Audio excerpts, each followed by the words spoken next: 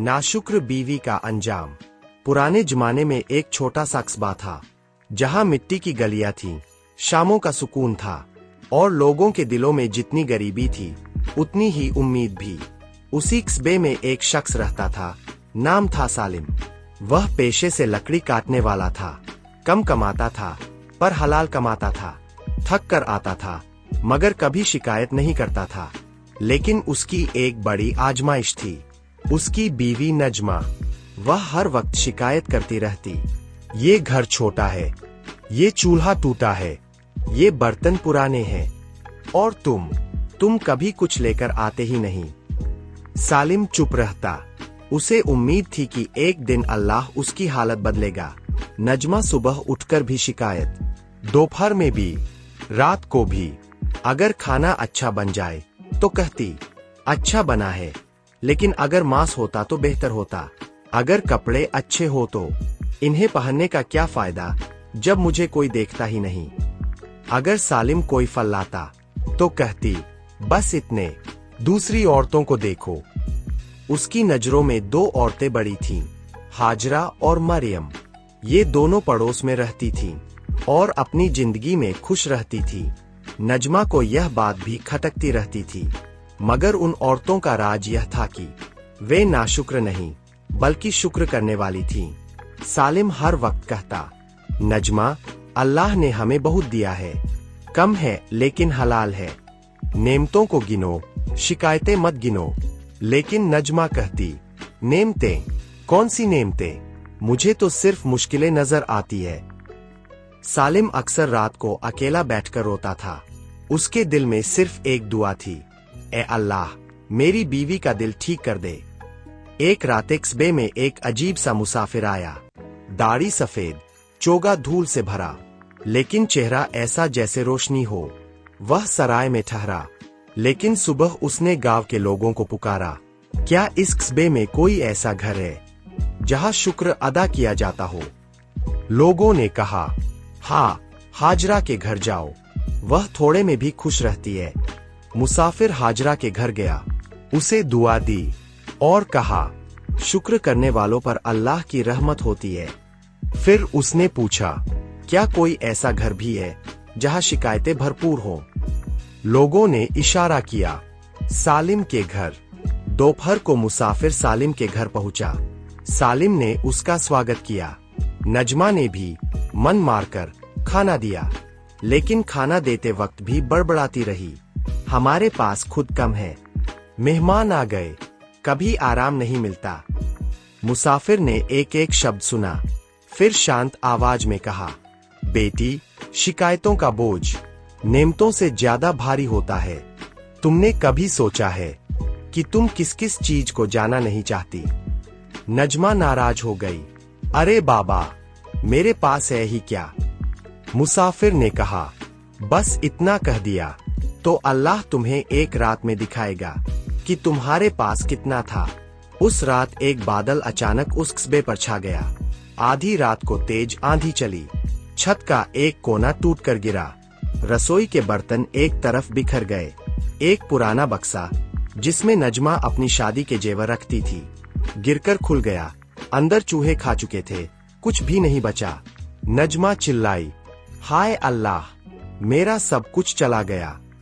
सालिम ने उसे संभाला, लेकिन यह तो सिर्फ शुरुआत थी। अगली सुबह जब नजमा उठी तो देखा कि उसकी आवाज चली गई है, वह बोल नहीं पा रही थी। दौड़कर सालिम उसे हकीम के पास ले गया। हकीम ने कहा, इसकी आवाज नहीं गई, इसकी शिकायतें बंद हुई है। जब दिल शुक्र सीखेगा, आवाज लौट आएगी। नजमा की आंखें भर आईं। उधर हाजरा और मरियम के घर भी आंधी आई थी, लेकिन उनके घरों में एक रत्ती भी नुकसान नहीं हुआ। हाजरा बोली, देखा मरियम, अल्लाह ने हमें फिर बचा लिया। मरियम बोली, हाँ बहन, क्योंकि हम नेमतों को याद रखती है, शिकायतों को नहीं। नजमा दूर से यह सुन रही थी, उसकी आंखों से आंसू गिरते जा रहे थे। उस रात नजमा पहली बार सालिम के सामने टूटकर रो पड़ी। उसने हाथ जोड़कर आंखों में आंसू लेकर लिखा, सालिम, मुझे माफ कर दो, तुम्हारे सब्र ने मेरा घर बचाया है। मैंने शिकायतों से बरकत को भगा दिया। अब से मैं सिर्फ शुक्र करूंगी। सालिम ने उसे गले लगाया और कहा, अल्लाह उस दिल को पसंद करता है जो उसकी नेमतें गिनता है, जो उसकी रहमतें देखता है। अगली ही सुबह वह मुसाफिर फिर आया, हमेशा की तरह शांत, चमकती आंखें और चेहरे पर नूर। उसने नजमा की तरफ देखा। बेटी, अब तुम्हारा दिल ठीक हो चुका है। तुम्हें आवाज लौटानी है या नहीं? नजमा ने सिर झुकाकर आंखों में हाँ कहा। मुसाफिर ने बस इतना कहा।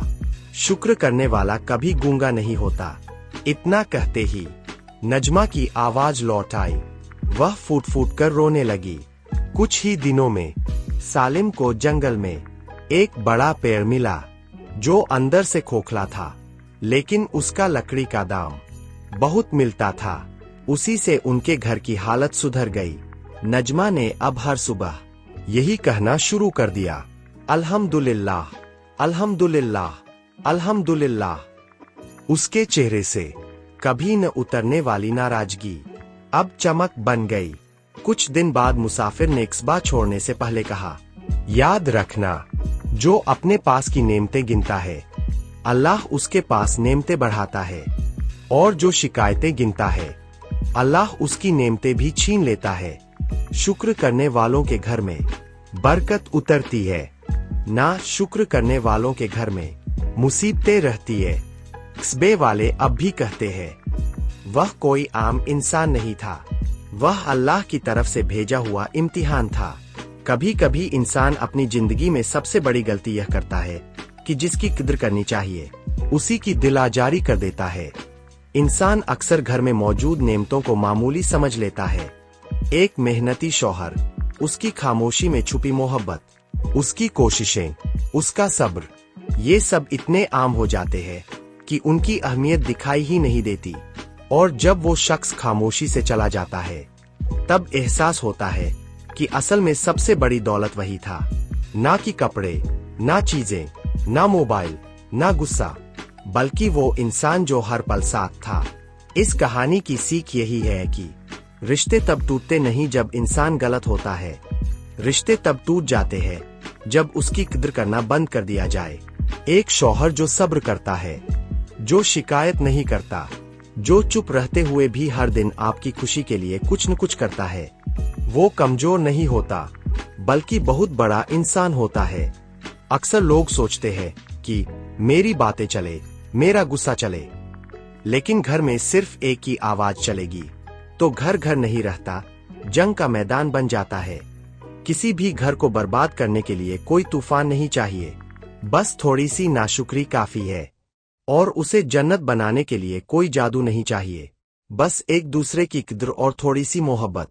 जो शख्स आपके लिए चुपचाप मेहनत करता है, आपके लिए छोटी छोटी खुशियां जुटाता है, आपकी बातों पर नाराज भी नहीं होता, यकीन मानिए, दुनिया में उससे ज्यादा कीमती कोई नहीं।